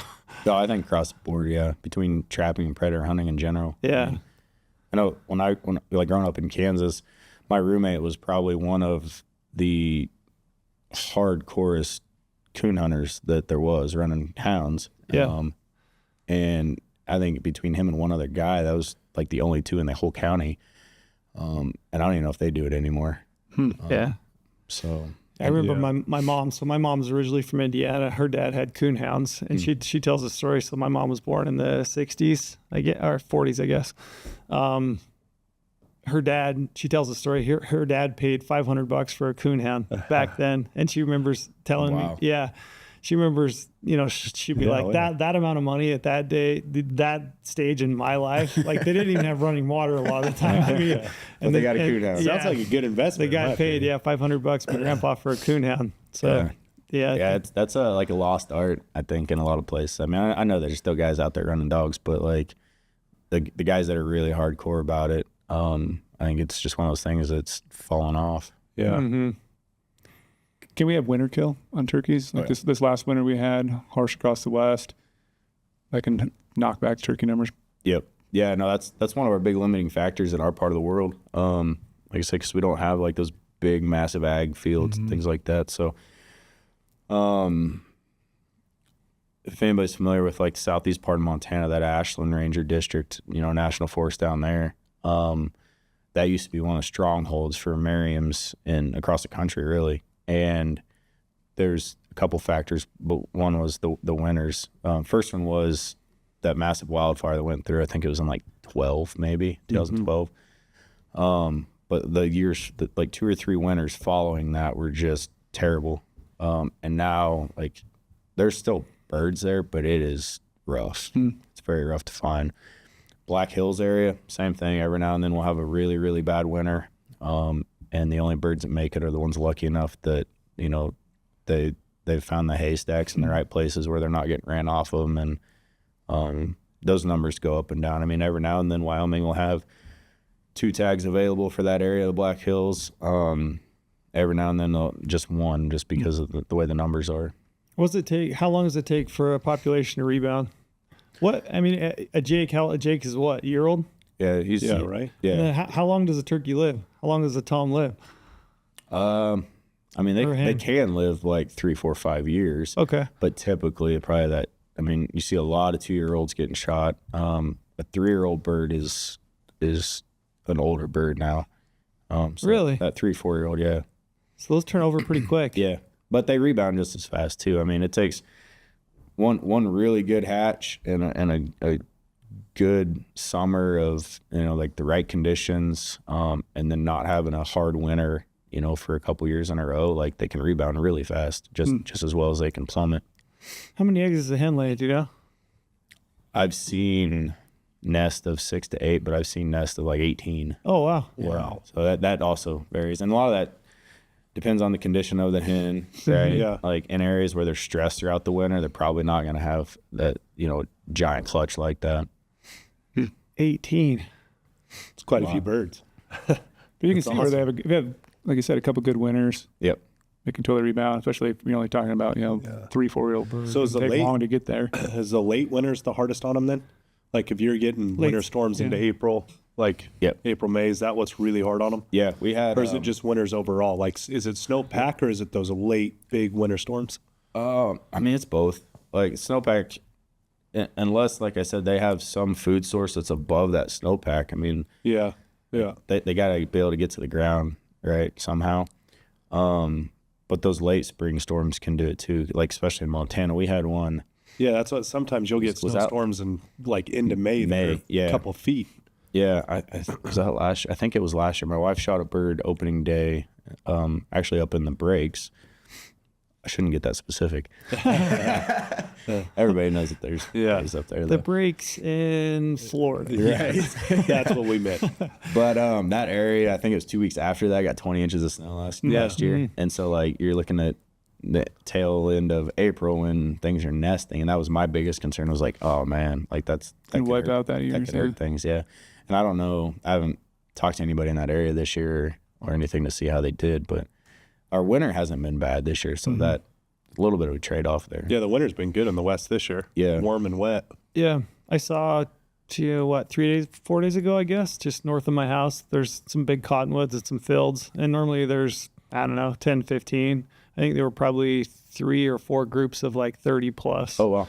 Yeah, out bunch of strutters out there. That's awesome. Yeah, got them shot gobbling. Nice. There we go. You did? Yeah. You go kill a.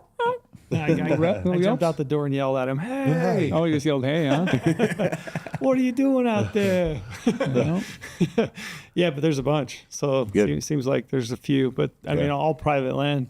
How do you go about that, private land, public land? Or is there enough turkeys on public land that guys should not have really any worries about it? They can go out and find turkeys and hunt? There is. Man, I bet 90% of the birds that I kill are all in public. Okay. Out of the 7 I killed last year, one of them was on private ranch, and it was just because he's like, man, I've got a lot of birds, and it's also a ranch that we've taken like newbies hunting, my wife's friends. We used to do like wounded veteran hunts on this guy's place, so he knows me very well, and so he calls me and he's like, "Can you at least like come shoot something?" Yeah. So It's a nice invite. it is, yeah. But yeah, I mean, there's enough opportunity on public, at least like in the areas that I'm familiar with Idaho and Montana and Wyoming. That's what I've seen too. Like obviously I love private land birds, but like killed a lot on public still. Yeah. But one thing I've always noticed too, though, there's always turkey lovers, like private landowners, and then you got the next door neighbors a turkey hater. Yep. And of course, all those birds are on that guy's property. It's like if one crosses the fence on my property, you shoot that bird. Welcome to Western Montana. Yeah. That's That's always the gamble that I always play. Like I got the hunt right next to it and trying to lure them across and stuff like that. But like the guy who had all the turkeys, loved those turkeys. No one could touch them. Yep. Love seeing them every single day. Feeding them. Feeding them. Oh, yeah. They're not supposed to be. Yep. They're standing on his car. He doesn't care. And then all the neighbors around are like, yep, kill every single one if you can. I'm like, I don't have enough tags. Really? There's landowners that are like protecting them like little pets and stuff. Oh, yeah. Mhm. That's quite a problem, actually. Right? no, I mean, I understand that's a big deal. I know that at least locally, they're the Division of Wildlife. They're constantly doing outreach and talking to people. It seems like New Harmony, you don't know New Harmony, Yeah, oh, yeah. Cedar. Seems like there's a group of people or just certain types of people. I think a lot of them have moved in, and they You love, don't say. and they love seeing turkeys, and so they'll feed them. Yeah, they throw stuff out for them every day. All these turkeys move in onto their property, and they just exist. They hang out there. And they won't let anybody hunt They won't them let or anybody hunt them. Yeah, they don't want I'm out of anybody. the loop here. Yeah, I didn't know there was they like protectors out there. Yeah, they don't want anybody Like hunting them. Western Montana, I mean, that whole like Kalispell, Flathead Valley, all the way down through the Bitterroot, it's very, very similar. And there's a lot of birds in that area. It's very hard to like kill birds in that area because of it. I literally had to have 10 different properties like locked down to try to like kill one bird because they would always be on the neighbor's property, like I said. So Yep. I'd have to line up so much to try to get one bird Totally killed. out of the loop here. Wouldn't have thought that would turn. Yeah, and I mean, some states they've tried passing regulation on the feeding part of things, but it's so hard to like. Yeah. I mean, I'm feeding the chickadees, right? Like it's just one of those gray areas. It's just hard to enforce. Is it illegal to feed wild turkeys? And Should be. depending on the state. Yeah, Montana, we got it passed. I don't know. It's been several years now. But Yeah, if you can't feed big game, aren't they considered big game? Well, I think even when Utah allowed baiting, They're not? Some states they Utah are. allowed some baiting for states. deer, it was in the regs that you could not bait a turkey. But people would, Yeah, feed them in the winter. feed them in the winter. But Yeah, Yeah. it's just hard to regulate that and enforce it. So it happens. You ever been on a turkey trap, Brady? no, Trapping turkeys? Trapping. It's no, fun. it sounds like a riot. Like for biology? Yeah, yeah. Like moving. rocket nets. Yeah. Really? Oh yeah. Yeah. Yeah. Have you? Or yeah, I have. Yeah, I've been on one too. Was you lure them into like an enclosure, and then you have like a turkey hooker, which is like a big pole with a hook on the end. You basically try to reach out there and hook them by the back of the legs or whatever, and pull them till you Just grab them. like a walk-in trap. Yeah. Okay. Yeah. Walk-in trap. Yeah. Yeah, and they're big, powerful birds. Oh, I remember yeah, no, they will beat first the crap turkey I out of you. grabbed. Yeah, the first turkey I latched onto, I was like, "Holy shit! This is way bigger and way more powerful than I would have thought." Yeah. They like- look big. And they kind look damn of terrifying, to be honest. Well, and I mean, birds. Thank God they're not bigger and more aggressive. I mean, if they were, like we'd be toast. A dead tom is pretty cool to walk up onto, but when you grab a hold of one of those and you've got it, Yeah. by the legs, It's like a mini emu. it's pretty terrifying. mini. Did you find that? Kind of No, yeah, absolutely. Yeah, I've been on a couple trappings, and yeah, you learn really fast, like how to pick them up and where to grab them and what not to do. 'cause Yeah. Between their legs and their wings, they'll beat the crap out of you. You Yeah. guys been on sandhill cranes? You guys done that? No.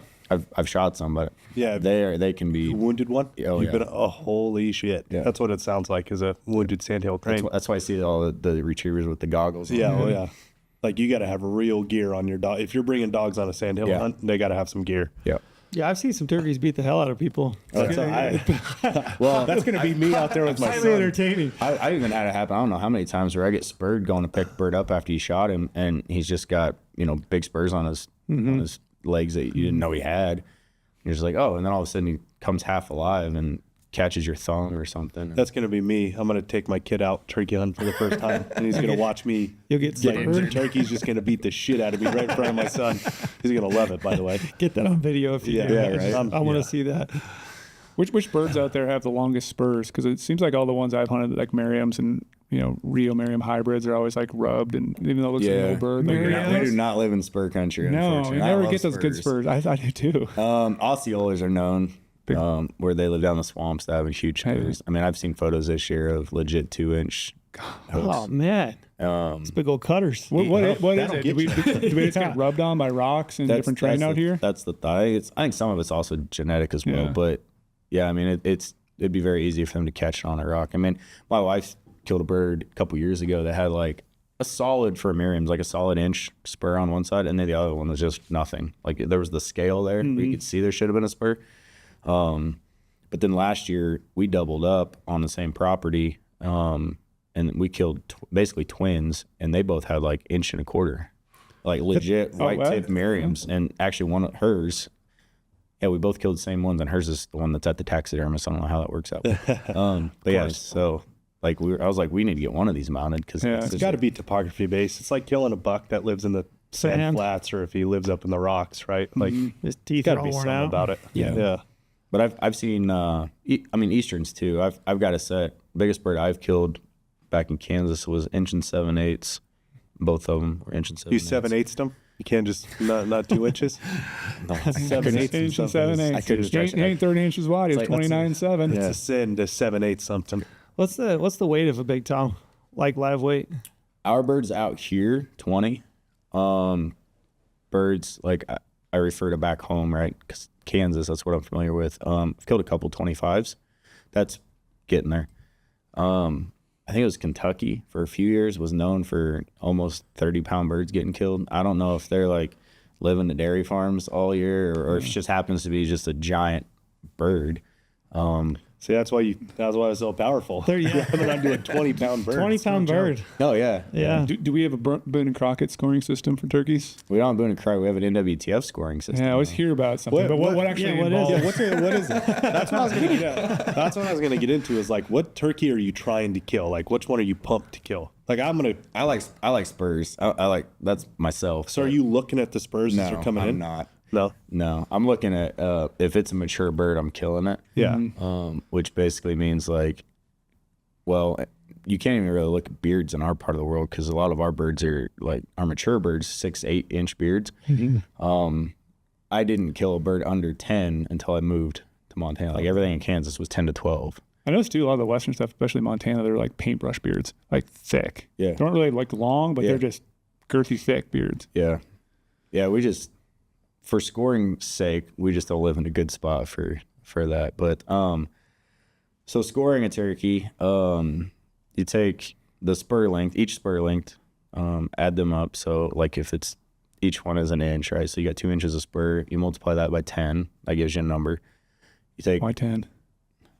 Easy math. Easy math. Okay, yeah. So it's the formula. I don't know. It's just the formula. So 2 times 10, we got 20 right now. The weight, total weight, Weight of the bird? Hope we just got total done weight of the feeding. bird. Okay. Just that, and then I hope I don't get this wrong. Beard length times 2, I believe. I'm gonna double check me on that one. What if it's got 2 beards? Total beard length. Okay. So What's the most beards you've ever seen? that I have ever seen, like in person, only 2. But I know there's some crazy anomalies of 6'8" bearded birds. Holy shit. And then I don't know if you guys are familiar with Dave Owens. He does the Pinhoti project. Yeah. Bird he killed last year. So anytime you get a multi-bearded bird, typically they're vertically lined up. He killed one last year. I just actually watched the film the other day. They were side by side. It's the craziest thing I've ever seen. It was cool. So Go ahead. I'm just on the NWTF's website. Turkey record program began in the fall of 1982. There's more than 27,000 registered birds. They actually have a heat map of how many Where's records. the biggest birds being killed, Brady? Well, let's look at the heat map right now. Dude, this is badass. That's just numbers of entries. Yeah. Yeah. Which is probably mostly Loading back turkey east. records. Yeah. There was actually quite a bit of like right through the middle. Is there any Nevada entries? So let's go to Beards. Oh, All right, here you we killed go, a here we go. 3-bearded bird? Yeah. Cody did? Really? So those are atypical. That we classify typical and atypical as well. Really? You A non-typical turkey. Non-typical turkey. A non-typical turkey. You literally have the turkey record in the office. So something you can be proud of right there, Cody. When did that come from? What year? You drew a tag? So 7 years to draw the tag, kill a three-bearded turkey. That's it's good. Way to go. So it looks Way like to in use here your they points. have records for different categories. Like they have an overall score record. Like looks like Clark County average 61, top 86.3. Some Clark Lauren County, Taylor yeah. has it. Weight 18 pounds. There's a 20-pound one. Beard 10. 12 is the Yeah. longest. Spur 1 is the lowest. 1.41 is the best in Clark County, Nevada, where we live right now. How big were your Spurs? You didn't even look at the Spurs up at, did you? Cody's sitting over there on a world record turkey. Yeah, you He didn't even know it. Biggest turkey in Nevada. But it seems, yeah, I mean, there's a lot in Texas. Obviously, Florida's dominating. Yeah. But there's We have quite a bit right there. Nebraska, Wyoming. Kansas.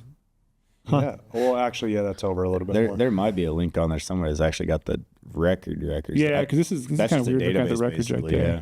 What's the life history of a beard on a turkey? Is it just purely show out, male have a beard for, is it mating? Is that what it is? Because what is there a certain percentage of hands that have beards also, right? Yeah, it's just a modified feather is all a beard is. Okay. So, yeah, I don't know if the mating part of things really comes into it with the beard or not. It's definitely not like antlers, right? Yeah, right. Yeah, kind of.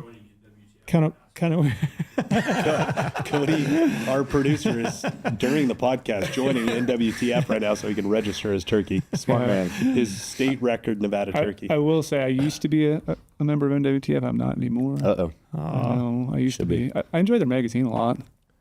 Yeah, you were right with the scoring. Yeah. Weigh your bird in pounds and ounces, convert to a decimal, measure each spur, and multiply the combined length of spurs by 10, and then measure length of beard, multiply it by 2.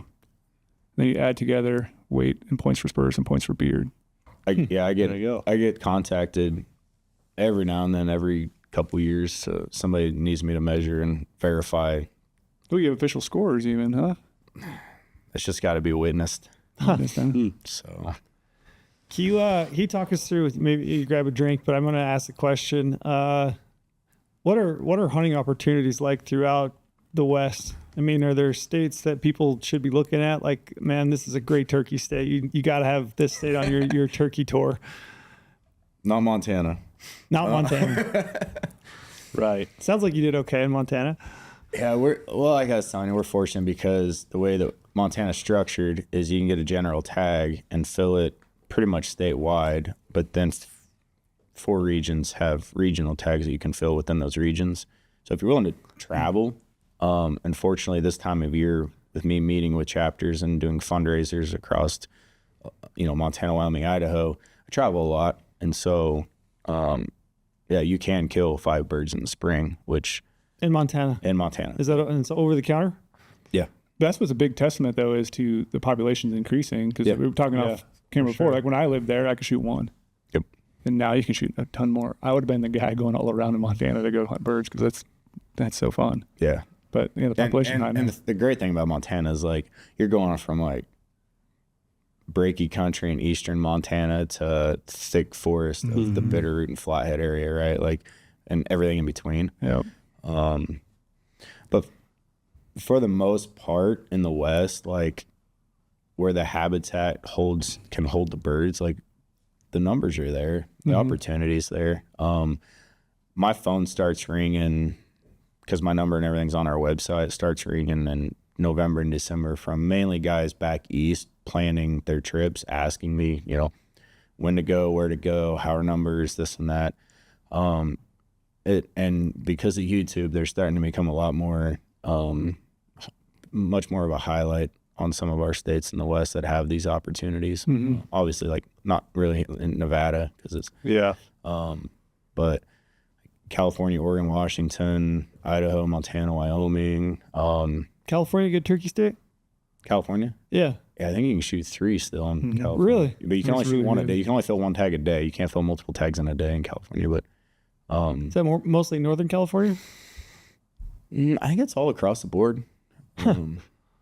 Just depending on the habitats and Yeah. you know, and there's public land opportunity. I mean, I called in some birds in California for a couple guys several years ago. It was all on Forest Service. So Interesting. the opportunity is definitely there. The only limited entry tag I've ever drawn in your state of Utah has been a limited entry turkey tag. Well, as non-residents, that's about what we have. That's all I have. You can buy yeah. one over the counter. I will say that in Utah You for can. May. You The can- late season, Yeah, you can though. hunt the May Yeah. season, Yeah. which sounds like that might be the way to go. Hey, Yeah. I'm picking up some tips here. I might be doing Yeah, I that. did stop buying points for limited entry turkey, so I might have Yeah. to start going back to the OTC May Well, ground. there's guys that are trying to do the 49 state. Yeah, that's what I was just going to ask. It's Yeah. becoming like a Oh, it's a thing. lot of traveling for turkeys, right? Like they're trying to kill them in other states. Yep. There's a whole thing going on. Yep. Where's the one state again? There's not? Turkeys? Alaska. That's what I thought. Alaska. I've been told there's a population that probably wasn't supposed to be put there by some locals. I'm sure they're getting fed in the winter. It's A little gonna bucket biology going on. Yeah. Can't be turkeys in Hawaii, are there? Oh, there's a lot. Dude, there's turkeys in New Zealand. When I went to New Zealand, there's turkeys all over New Zealand. when I went to New Zealand, Really? yes. Yeah. So Why are we going to New Zealand to hunt turkeys? So I go to New Zealand. This is a long time ago, and going down there to do the huge expedition hunt and the whole deal. Driving on the highway, and there is literally over 100 turkeys on the highway that were stopped. They're all crossing. They don't give a shit. They're like 10 feet away from us. What are they, Merriam's? I had no idea there was turkeys down I there. don't know what they are down there. I think Rios probably. Rios? Rios are like that bird that was the easy one to trap and transplant and raise Right. around, and they seem very, they can just adapt very well. That's why a lot of our hybrids. Couldn't believe it. I was shocked. Yeah. Yeah. it's a lot of I'm hybrids. going down there for like these mountain animals, and we're driving on the highway, and we're in a traffic jam from turkeys in New Zealand. I'm like, what the fuck? Yeah. I did not know that. But yeah, Alaska, or I should say Alaska, Hawaii has a good number also. There's some outfitters that guide down there. There's also some public land opportunity down there. Hawaiian turkey hunt sounds pretty dope. Go That's- do an axis Yeah. turkey combo. That'd be Be amazing. pretty sweet in April, May. Yeah. Sounds awesome. Did we just plan a hunt? Yeah, I think we did. Did we just plan Yeah. that? But yeah, that 49 state thing, man, it's taken off. Like I said, I get calls every year from guys like, we're flying in here because I can hit 3 states in that week type of a thing. It obviously takes guys a lot of time, but there's some guys that are doing it. It's crazy. I know guys. It's cool though. And- I'm all for. You like, think about the hard states, so like Nevada, trying to draw Yeah. a tag. So North Dakota, you cannot turkey hunt North Dakota as a non-resident. They don't sell non-resident tags. Would they give us 3 tags to fundraise off of? So that's opportunity there, or the reservation. What is it? In Do you guys like live auction those tags, those North Dakota tags? we online auction them during our convention, and then every now and then, like How much do they usually go for? so. Yeah, what does an auction turkey tag go for? Yeah, like what? So our big one is we have a New Mexico Gould's tag. I bet that one goes for a good. And the reason is because it's one of the few that you can kill on the United States side for Gould. For Gould? New Mexico gets, I think, 1 or 2, and Arizona gets a few. And then there's a draw for both that's obviously very limited too. But that New Mexico one this year went for 9,000. Wow. 1,500 here in Nevada. The Nevada tags are 1,500. Like if you just buy the conservation tag or whatever. Are they? Yeah. So these guys are chasing these guys that are doing the 49 That's- states. that's- That's their outlet. Or they're applying for years, and if at some Yeah. point if they don't draw it, then that's the Yeah. option. Yeah. Are you building points for turkeys in Western states? I haven't been. I don't know why. I just haven't been. I mean, you're doing your fair share of turkey killing. So. I've kind of spoiled with my region where I'm at. Like, so I have yet to kill a bird in Wyoming, which kind of annoys me because I've covered Wyoming for like 10 seasons now. Got to get that off the list this year. It's got to be your go-to. I know. It does. Wyoming and Washington are on my list this year. Yeah, there we go. What do you do with your turkeys? You eat them? How do you like to cook a turkey? Yeah, I eat them. So when we have good years, every now and then I'll pluck a few of them, like right off the gate. Or, we're done taking pictures and all that. You can, like, turkeys are pretty easy to pluck as fresh as you can get them. And keep them whole just like you would for Thanksgiving turkey. The problem in our house is just me and my wife. And so, like, it's hard for me to cook big meals like that. And then it's like, now what do we do with it? I would say probably 90% of people the go-to is just skin them out, breast them out. Unfortunately, people still don't save the legs, which The legs are so good. baffles me. But and I grew up with just got the breast meat off. That's just the only way I was taught until I really started looking into it. Yeah, taking the legs, the wings actually, the base of the wing joints has quite a bit of meat on it too. Legs is one of those things like slow cooking it, like crock pot, using it for turkey and noodles. Or one thing I like to do is just pull all the meat and then flash fry it with like some taco seasoning or something. Just give that a little crisp. With the leg meat, you can do a lot with it. Pancake batter's really good. Cube them up, pancake batter. Yeah. Do a lot with pheasants. Yeah. Just like in general, pancake batter. I love pancakes. Yeah. Fantastic. So I'm in on this. Cube up really small, throw some eggs in there, get some like milk or whatever, make a little thing. It's got to be eggs if Brady's involved. He's cooking. There's always eggs. I do love me some eggs. Got to be A eggs. trick an old timer back home taught me was you cube it up and then soak it in buttermilk or milk and brown sugar for 24 hours. The milk and brown sugar thing's amazing because it sweetens it up. That does sound good. Oh, it's phenomenal. And then fry it with pancake batter apparently. I'm in on that one.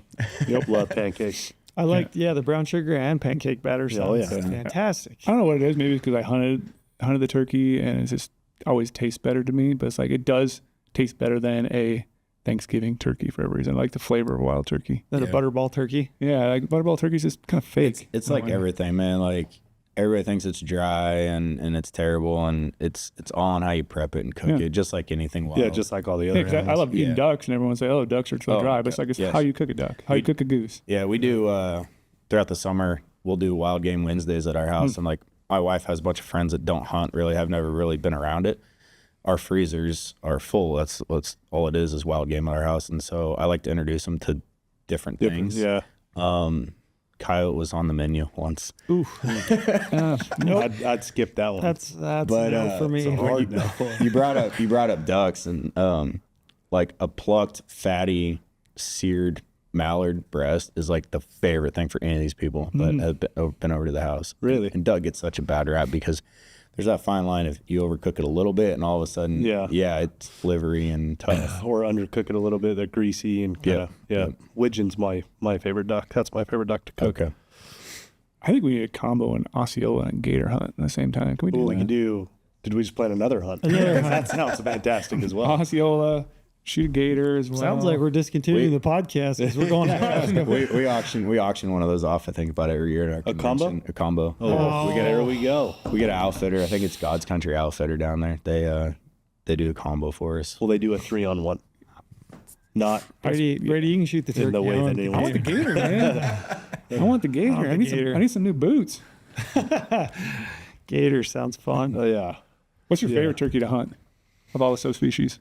If you could choose Of all one. the subspecies, I was gonna say the loudest one. Of all the subspecies, so at the top of my bucket list that I haven't killed is a Gould's. I hear ghouls are just amazing. But I have yet to kill an Osceola either. The ones you've hunted, though. The ones I've hunted. If you could only hunt one the rest of your life, what would it be? Aren't the Miriams the go-to? Like that's like the. They are. I like the Miriams because of the country they live in and the beauty with the white tips. Yeah, White that's tips like what everybody thinks of with the turkey is. So Gould's is basically an Eastern sized, which is a bigger turkey, but looks like a Miriam's. Yeah. With the pure white tips. Yeah. And so that's why it's at the top of my butt. Like if I have yet to kill an Osceola or a Gould's, if you gave me the option today, I'd be in Mexico. Like I got a great contact for you. Yeah, Mr. J. Scott. Got a great contact for you. They run a shitload of turkey hunts down there. Jay. Yeah, Jay and Phil Kramer. Yeah. They run a shitload. Turkey or cool. Yeah, turkey or elk. You got to pick. Man. I know you're an archery elk hunter. I am. Isn't the best part of this question is you don't have to pick because you have elk in September and Trick question. No, yeah. turkeys in spring. Yeah. Like, Yeah, you I'm don't have glad to they're pick. different times. they're so equal to me. I would say elk only because of the amount of meat that I get off an elk. Yeah. That's a good answer. It takes a lot of turkeys to make up for one. Yeah. Do people get annoyed with that question? It's like that quintessential question of people saying like, "Oh, turkey hunting is just like elk hunting," and all the elk hunters get their burn a saddle about it. Honestly, it sells it for me that a guy like Jason is talking about. It's hard for him to decide.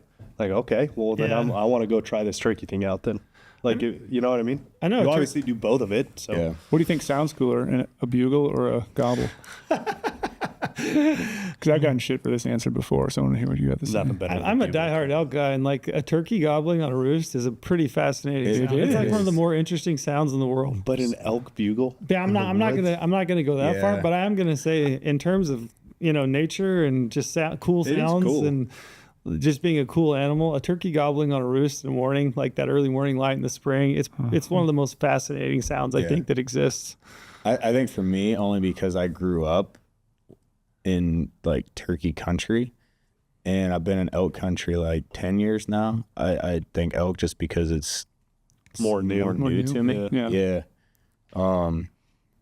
But and one of my favorite sounds from a turkey is not even a gobble; it's the spitting and drumming when they're strutting. yeah. And until you feel and hear that, like, because that's when you know they're close. That's what gets me really excited. Spitting and drumming. Yep.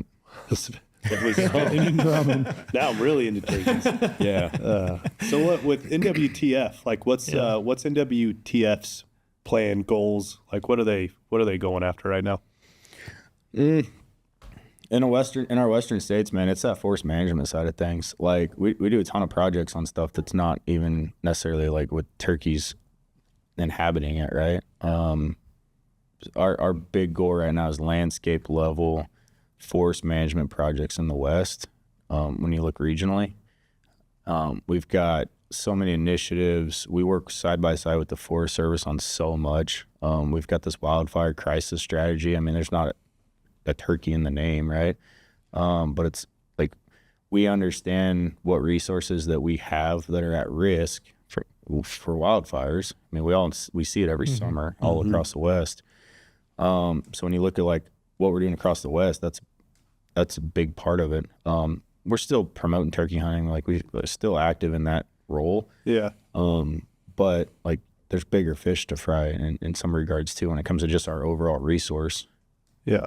So that what'd you call it? The fire? What'd you call it? it's a wildfire crisis strategy. I mean, that sounds like it would be pretty pertinent to all big game animals and not just turkeys, Yeah. which is awesome Yeah, that's a good article that's actually on NWTF's website too. about that. Yeah, strategy for the wildfire west, and it's about the what you just said, the wildfire crisis strategy. Yeah. Yeah, it's a big deal. Yeah, we created we call it the Big Sky Forestry Initiative in Montana about 2 years ago, and that's what it was based off of is what can we create where we can use it to leverage like big dollar donor money. As a nonprofit, we can then leverage that with grants and federal monies and everything else to put more work on the ground. We wanted something like just for Montana, because Montana, like when you start talking wildfires and what's at risk in Montana, and especially now with all the houses, more and more houses every year going up. So we created that initiative, and like one project that I really like to let people know about is it's called our West Central Project. It's the entire Bitterroot Front. So if you're familiar with like Missoula South, that whole valley on the west side, that's the Bitterroot Front. There's always a big fire there. Lolo fire. I don't know what year that was. Yeah. 4 or 5 years ago. Went to school in Missoula, so yeah, Oh, yeah. familiar with all that. So it's Brady and I both did. Yeah, we both did. Yeah. This West Central Project is basically working on that wildland urban interface, that whole stretch, the entire front.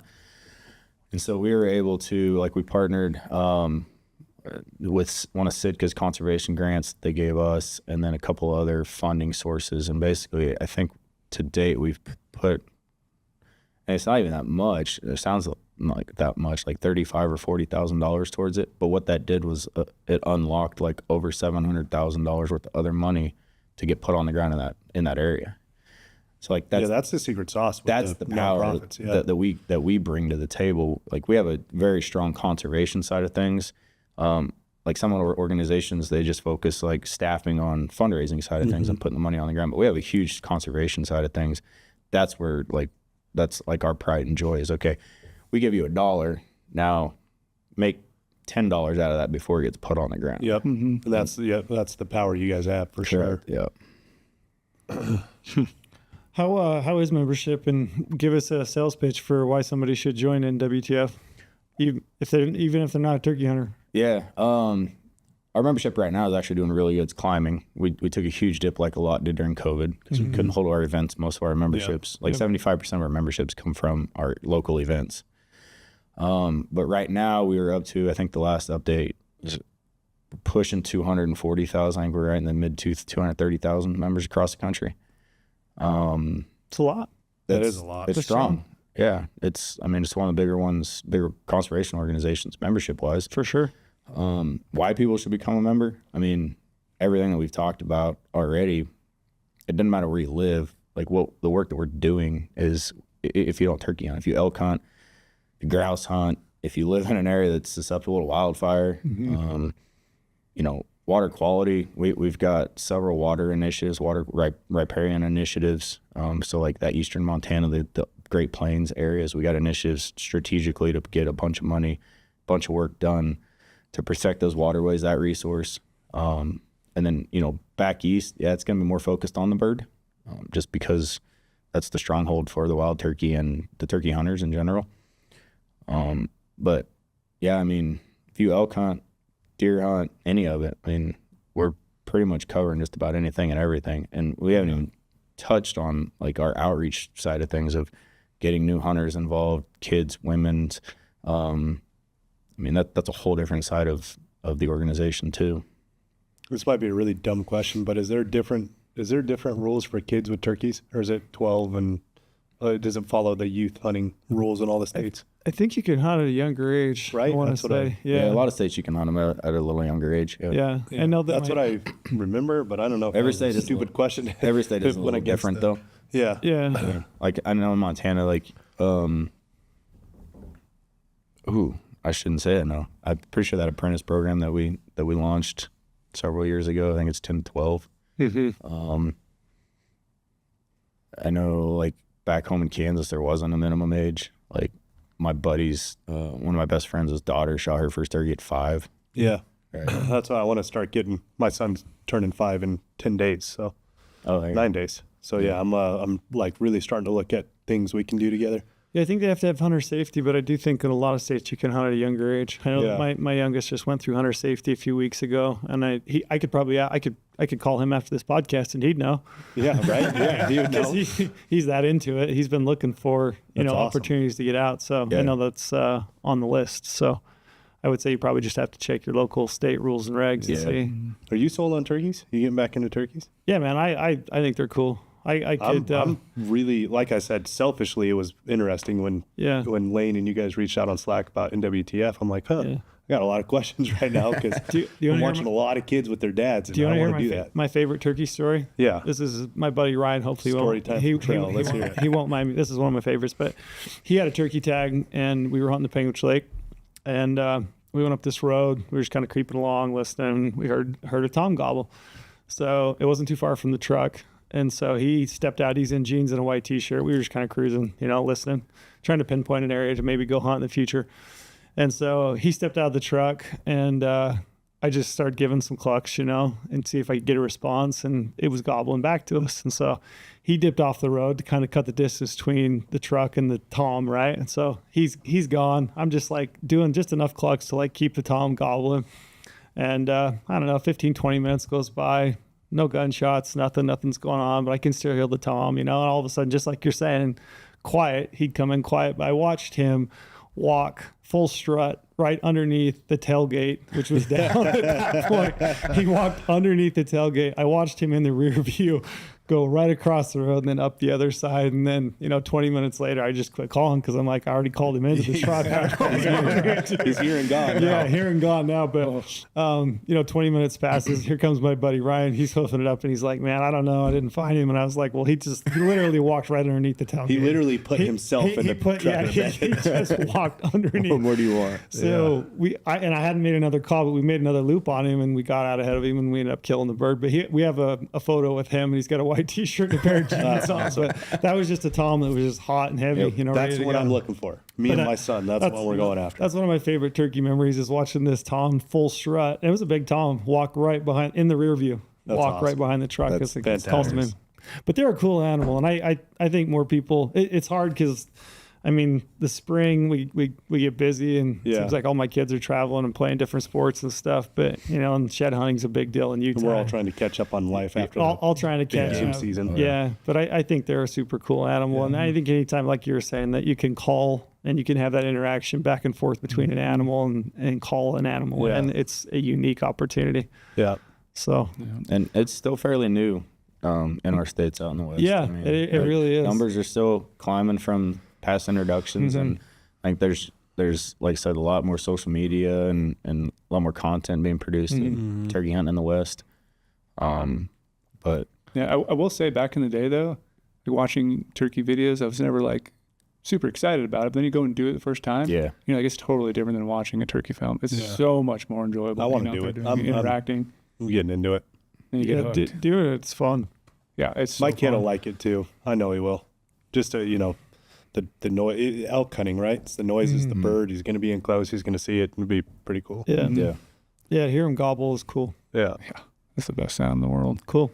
Did you guys have any other questions? I feel like you right now.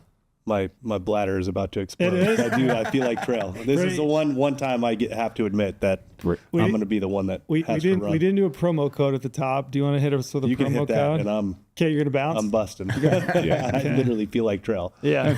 I'll I'll hit you with. You want to do it? Or you want me to do it? You can do this. I made the last one. Yeah. So I guess first and foremost, join NWTF. Sign up. Put money where your mouth is, and put it back into the ground and help those guys, whether it's turkeys or deer or elk or whatever it might be that's going to benefit. So join NWTF, and then if you want to join Go Hunt Insider, you can use the promo code podcast. We do cover turkey draw odds. We do have some turkey articles. We out do there have too, some turkey tactics. articles. We also have turkey gear in the gear shop. We're going to be adding more. Part of the reason we want to pick your brain, hopefully find some more gear that we can add to the shop that's applicable to the turkey hunter. If you sign up using the promo code podcast, when you sign up for an insider membership, you're going to get $50 back in the Go Hunt gear shop that you could use towards the purchase of gear, including turkey hunting gear. So sign up, use the promo code podcast. And with that, we're out. Appreciate you coming down, especially on a Sunday. Yeah, thank you for doing that. I appreciate it. I do think we are getting ready to launch a big elk hunt raffle package that people should look out for. Oh yeah, let's plug that. That's going to be pretty cool. Yeah, I didn't want to, because you guys are involved in that a little bit too. I don't know if Lane has told you or not, but Yeah, Lane briefed us on it. I'm just finding out, but go ahead. No. So we've got a 3-day Montana rifle elk hunt that got donated to us from an outfitter that donates elk hunts to us every year. It's phenomenal. Nosler pitched in a rifle. We got like $4,000 worth of Vortex optics, Go Hunt stuff. What else do we have? Sitka's pitched in.